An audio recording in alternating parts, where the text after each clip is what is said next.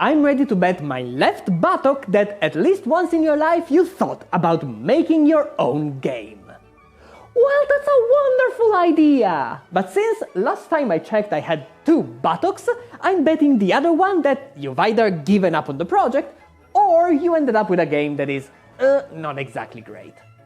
Yeah, I've been there. More times than I can remember. My fellow humans, I'm here to help and to share 10 tips I've learned the hard way that I'm sure will get you in the right mindset and grindset of starting, designing and finishing your own dream project, be it a video game, a board game or even a physical toy. Disclaimer, I'm not an industry expert, just a slightly deranged guy who has been making games with varying degrees of success for the past 15 years. Let's get into it! Tip number 1. Hurt your ego. You've always been told dream big. Don't, or you'll end up like this meathead who has been daydreaming about creating a turn-based grand strategy game since he played Civilization 4 in 2007. It's not going great. Thanks for asking. If you're watching a guy in a beanie talk about game design on a channel with 2,000 subscribers, your name is probably not Hideo Kojima. If it is, hi, big fan. And sorry to destroy your delusions of grandeur, but your first game will probably look something like this. Or this. Especially if you're bad at drawing. Your first enemy is scope, or as I like to call it, the parameter that dictates how much suffering and torment you are willing to inflict upon yourself.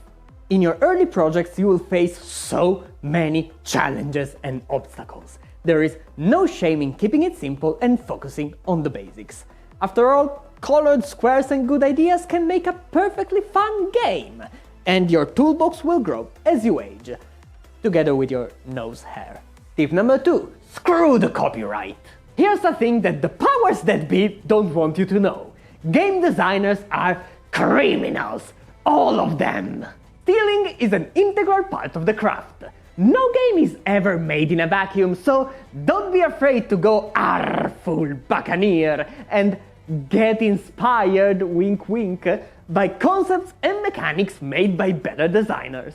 Play the games you like and build a disgusting abomination made of stolen body parts and ideas stitched together with the thread of your own creativity.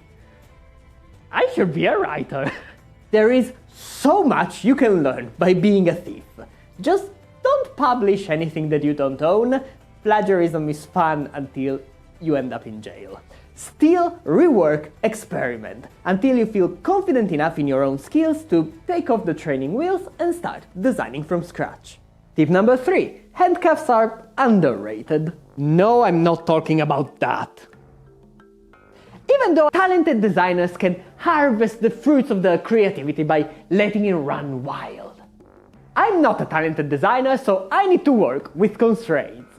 When you start working on your idea, you should grab a really big boulder, a Sharpie, and write a few things on the rock. A description of the game in 100 characters, how complex it should be, and its target audience. Then throw away the Sharpie and handcuff yourself to the boulder. For the next few months or years, you will not be allowed to change what you wrote, so you can avoid one of the most common mistakes creative people make. We set a goal of something we want to make and then start adding and changing and wandering off in every direction except the one we should be following. Bad! I'm aware that this is reductive. Ideas are never set in stone. They change, they evolve. But, especially if you're new to the craft, forcing yourself into a box can be really useful. So many indie games start very promising and end up going on a tangent and missing the mark. When you start a project, give yourself some boundaries and guidelines. You can tweak the sliders, but stick to the plan. Next tip, but first, a word from our sponsor, me! Sponsor break! My latest board game, Kaijus From Space, is now live on Kickstarter for a limited time. It's a light-hearted cooperative game where players can become giant monsters, spread chaos and destroy human cities. See? 100 characters description. If you want a copy or want to make a game designer happy, you will find a link down below. Thank you for your support. Back to the video. Tip number 4. stare at the sun. We talked about setting a proper scope, getting inspiration by stealing, and embracing your own constraints. But now, the most important part. The guiding light you should be dead focused on until your retinas catch on fire. The experience. When you are making an interactive piece of art, everything revolves around the experience you want the user to have. I want my game to be fun. Not enough. What kind of fun? What kind of emotions? What kind of reactions?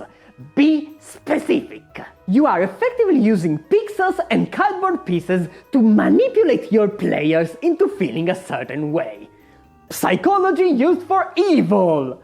Love that. It doesn't have to be complicated or make me cry every single time. It can be as simple as I want childish humor and my players to feel like apes together strong. That's not as cool as whatever the hell this is, but it works! And here's another mantra for you. Whatever addition or new idea doesn't serve the desired experience goes in the dumpster. Keep the focus on what matters, without bloat. Tip number 5. Your ideas are useless. I'm sure you're thinking of a concept and idea worthy of 11 consecutive Game of the Year awards. But as long as it remains just an idea, useless!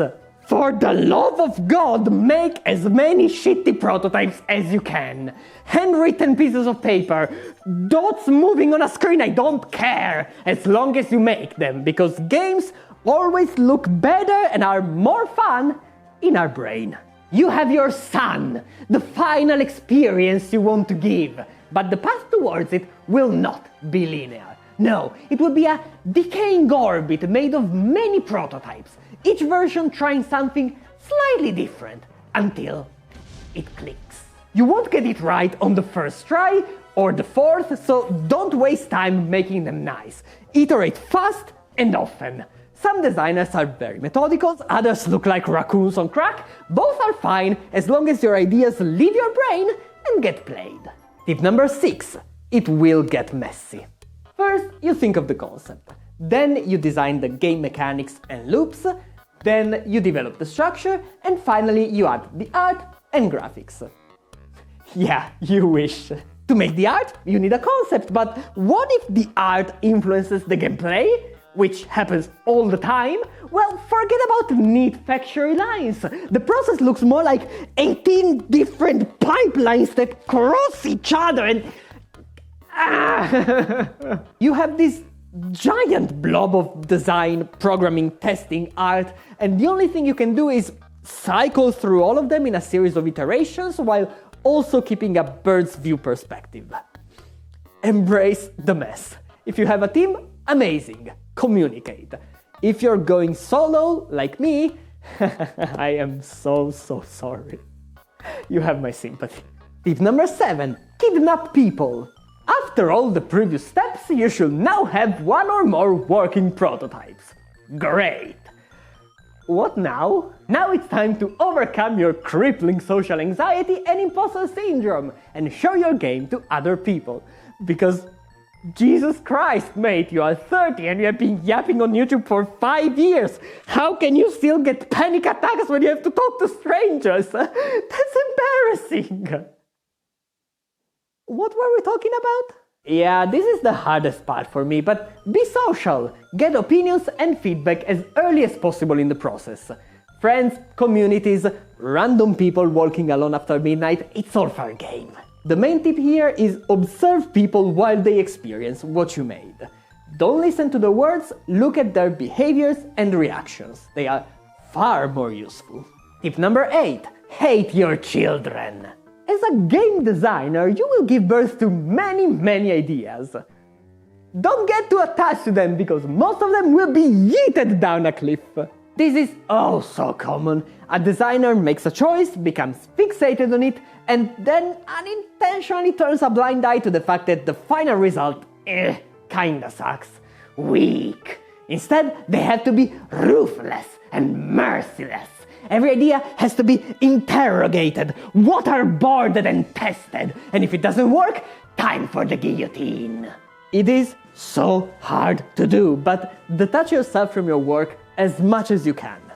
Show yourself some love because you are doing something cool, but also be honest and analytical and accept fair criticism from others. But careful, not all suggestions from other people are worth following. They haven't seen your vision, they haven't been tied to the boulder, so even if they are in perfectly good faith, they might end up leading you in the wrong direction.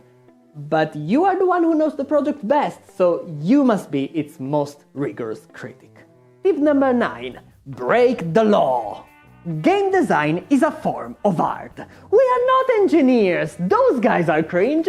They have physics and ethics. We don't. We can make and break as many rules as we want. And that's the fun part. Everything you learn about game design is not law. It's just rough guidelines. Certainly useful, especially for us who are still learning, but there is no gaming police. Well, except on Reddit. Learn the rules, but then experiment with violating them. If you want to give birth to something truly creative, that's the only rule. Tip number 10. Your game will suck. And that is to be expected. Unless your name is Toby Fox, you won't hit the bullseye immediately. Your first game will be terrible. Better than mine, but terrible. The third one will be decent. The fifth one might even be pretty good.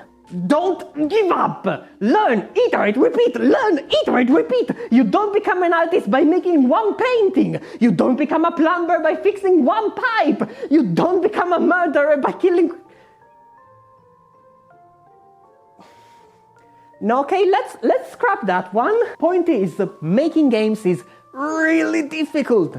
Don't get discouraged. Today is the best day to start learning game design, music, blacksmithing, whatever skill you might find interesting. There are so many resources out there. So, I believe in you. Go make something amazing. I hope this improvised TED Talk was valuable or at least somewhat entertaining. If it was, like, subscribe, all that stuff I hate reminding you about. And don't forget about the link to my game. It's a small project, but you might like it. Thank you kindly for letting me talk about something I am passionate about, and I'll see you next time. Take care!